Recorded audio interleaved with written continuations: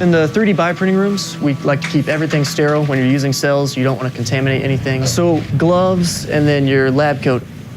And so it's basically you're just printing body parts? Is that what's going on? Right.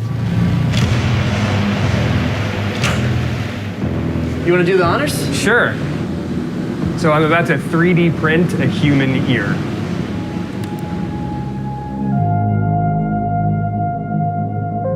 The Wake Forest Institute for Regenerative Medicine is developing methods to manufacture human tissue, using specialized 3D printers to fabricate a range of functioning, viable body parts. So here we are 3D printing skin. So the aim of this is basically to make printers where you could print sheets and sheets of it and then basically be able to transplant it on a patient who needs it. Wow. We have a couple demos set up here. The first one here is an artificial heart valve, and it's forcing fluid back and forth, and that is an artificial blood vessel. It's actually meant to be a carotid artery, like in the neck. And so then the idea is you can take out the part that isn't working and then put this in. How different is this from like 3D printing a trinket? Like the exact same concept. You take a 3D CAD file and then you convert that into your printing code and then you can print it. The only difference here is that we've got all the biomaterials and your cellular components too. And where do the cells come from? Depending on the patient, you can take a postage-sized stamp of cells and then turn it into all the different cell types of the body. And then how do you implant it? You just sew it on? Exactly. Suture it on and cover it up and you're good to go. Amazing.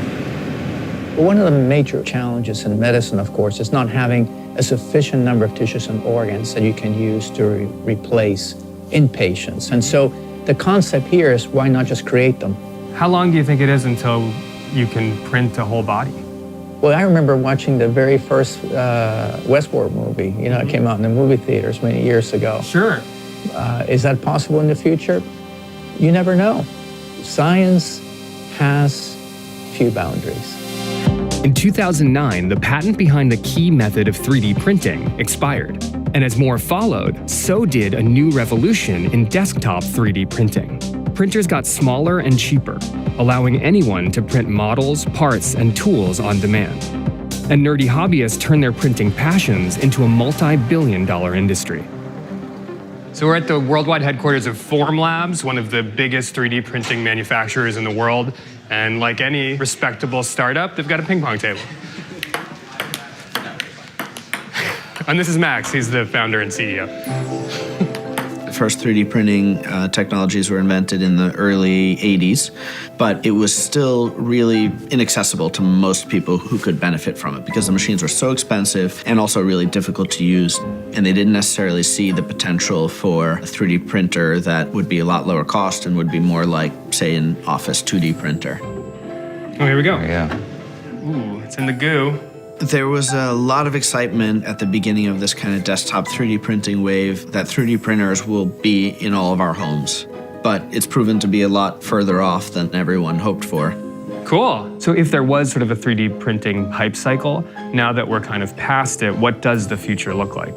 3D printing is used in pretty much every product development process. What's coming soon with 3D printing is going into production, and so it has the potential to take years of product development and moving into manufacturing and turn that into weeks even. Wow. That's huge. That's huge. We're in Boston, going to a company called Desktop Metal that has innovated 3D printing metal for mass production. It's a lot of printers. So this is our print farm. We are now inside of it. And what you see is the printer in action. And they're printing parts like you see here on the table. You know, and the geometry can be, very simple, like a gear.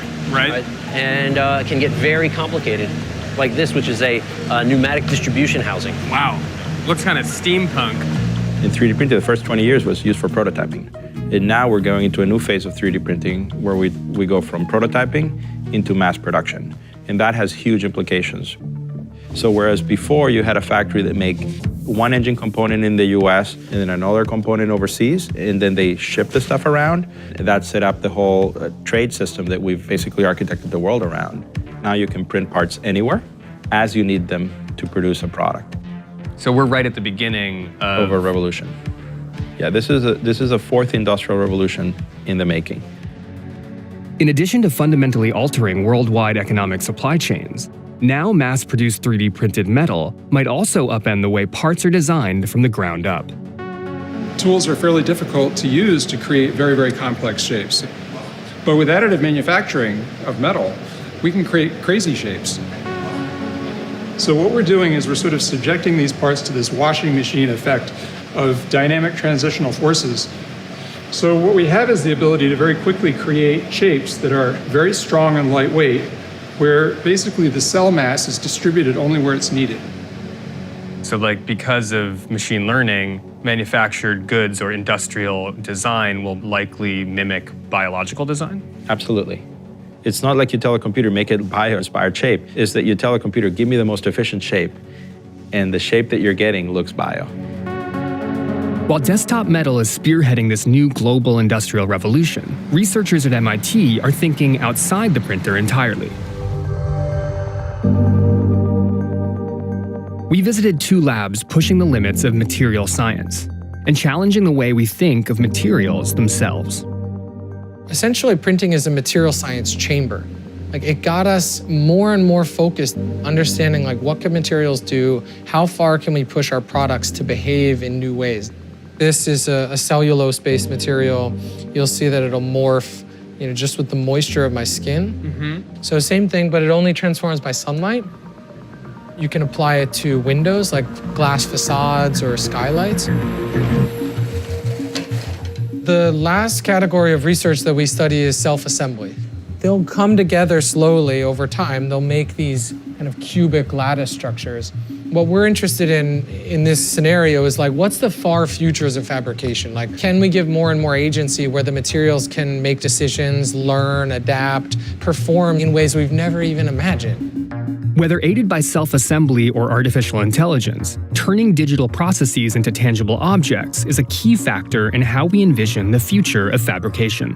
How would you characterize the work that you do at the Center for Bits and Atoms? We try to understand how digital things become physical things and physical things become digital things. Now, interestingly, the founders of computer science, von Neumann and Turing, the last thing in their life they studied is exactly this question about how computation becomes physical. How to design a machine that communicates a computation for its own construction. The core research project here is now to actually make that. You can think of it as the Star Trek replicator, because that's really what this is. This is the future that you're envisioning? Is that what you're talking it's the about? future that's on the table in front of us. Oh, hello. So these are what we call relative robots, and relative robots are designed to operate specifically within this lattice environment. But what we're working on now is we have robots that can crawl in the structure. The next step is to give bolting end effectors to them so that they can build the structure and have an army of these things building a big structure in space. Oh, I see what you're saying.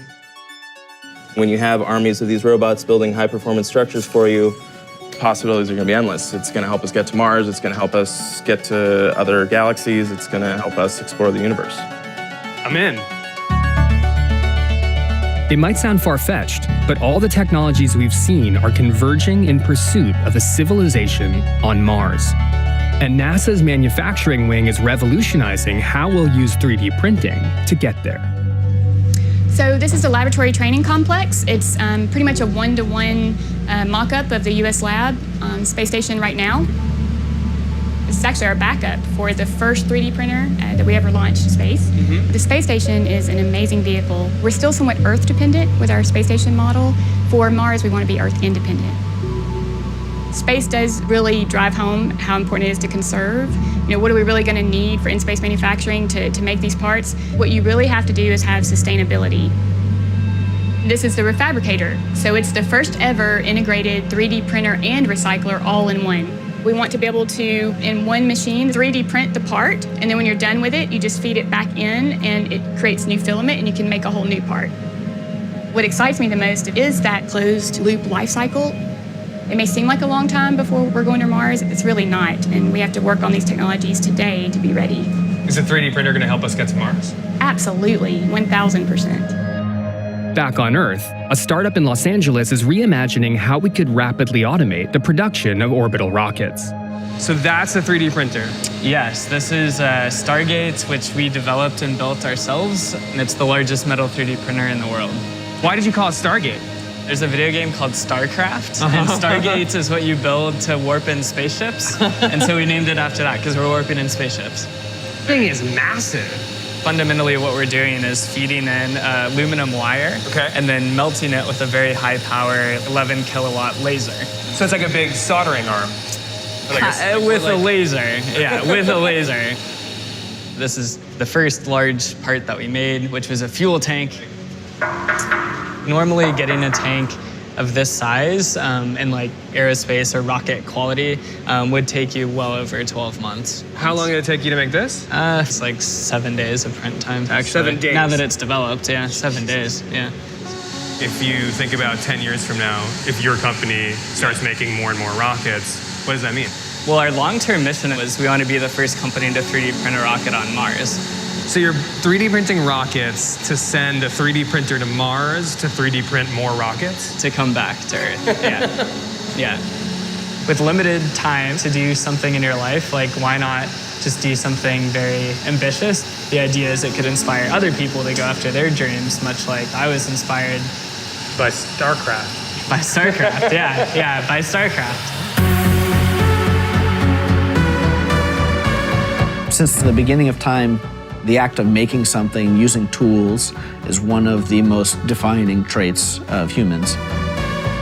When people look back on the fourth industrial revolution, what was the enabling technology? It's going to be manufacturing, and it's going to be manufacturing with total freedom. You know, it's interesting, right? Because science fiction really does predict many times real science. In a way, that's what you're seeing right now, coming full circle. Science fiction becoming science fact.